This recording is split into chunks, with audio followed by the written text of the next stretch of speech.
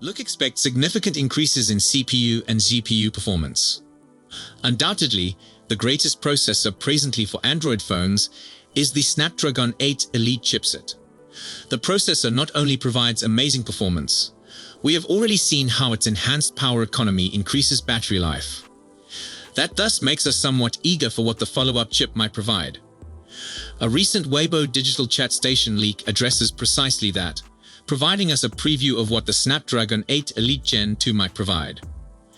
Should this leak hold true, the new chipset may have second-generation Oryon CPU cores, which are said to provide 25% improved performance. But there is more. The leak says the GPU will get an additional 4 megabytes of cache capacity, increasing from 12 megabytes to 16 megabytes. Digital Chat Station claims this can result in a performance boost of as much as 30%. The GPU is also touted to handle PDDR5X and LPDDR6 memory. That allows smartphone manufacturers the chance to increase their own RAM, confident in the knowledge that an incompatible GPU would not squander it.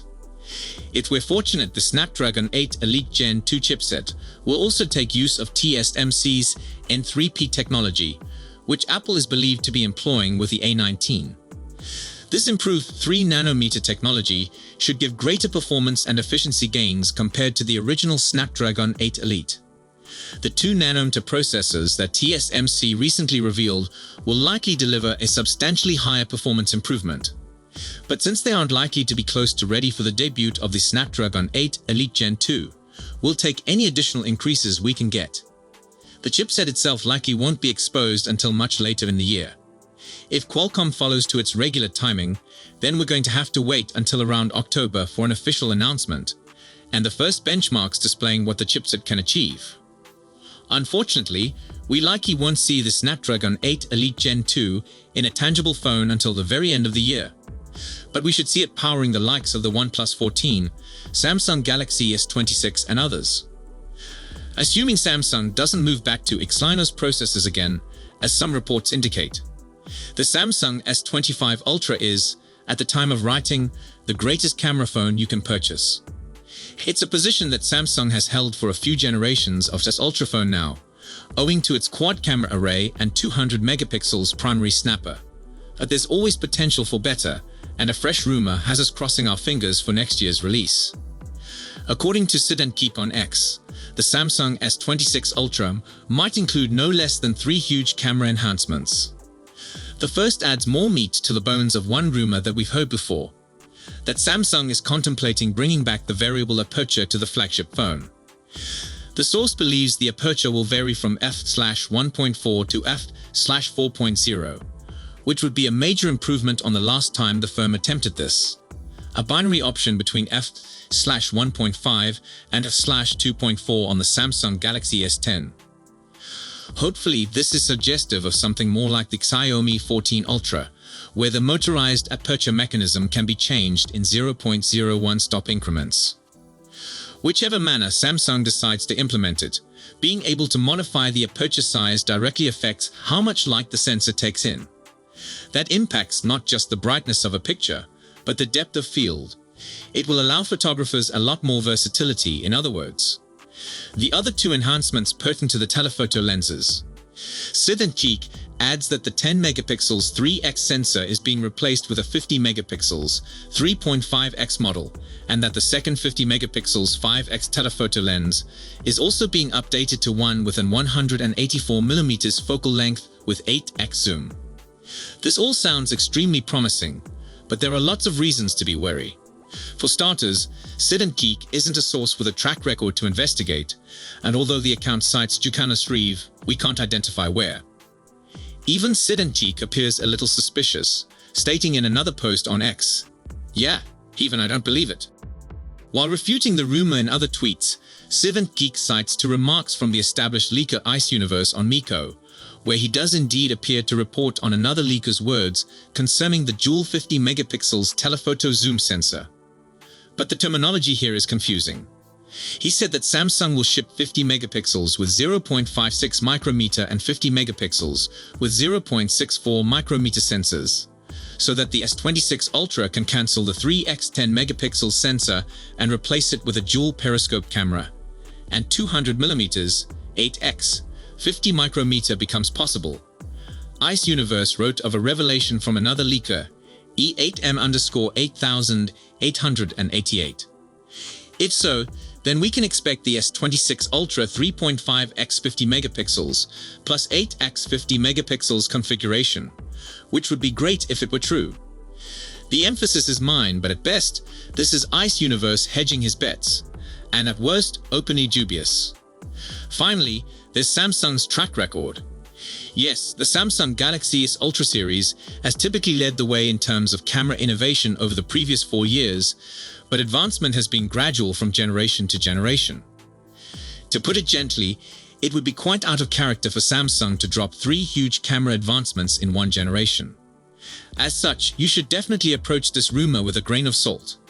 We may possibly see an update to a variable aperture or enhancements to one or other telephoto lens, but it's doubtful we'll see all 3 at once. On the other hand, the Chinese social network Weibo, the prolific and generally correct leaker Ice Universe, says that Samsung is considering returning variable aperture to the main camera of the Galaxy S26 Ultra.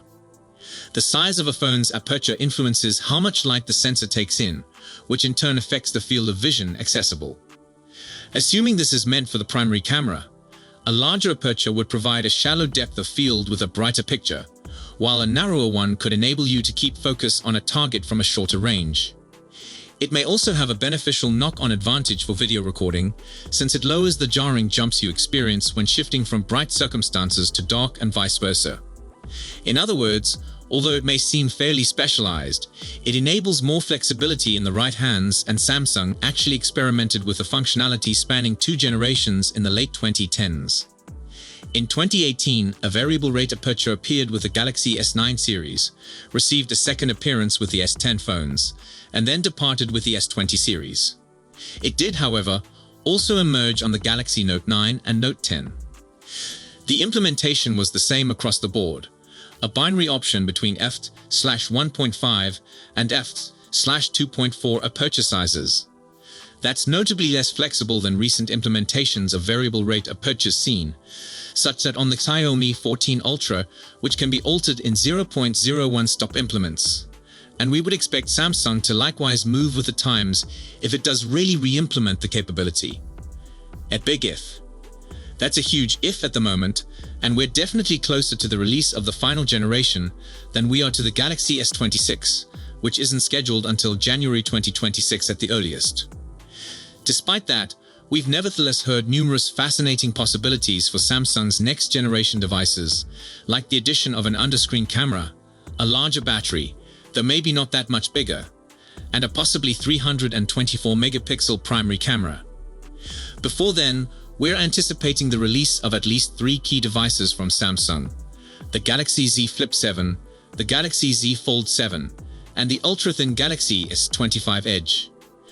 We're expecting them to arrive in the summer, or potentially even sooner in the case of the Edge. Samsung has been employing under-display cameras for a couple generations of its Galaxy Z Fold range, positioned behind the folding screen, and let's just say these cameras aren't very good. Thus, you may be happy to hear that the Galaxy S26 Ultra won't include such a camera, instead choosing for the tried and true hole-punch arrangement. This is according to a fresh report from Korea, which contradicts a prior rumor suggesting the opposite back in February.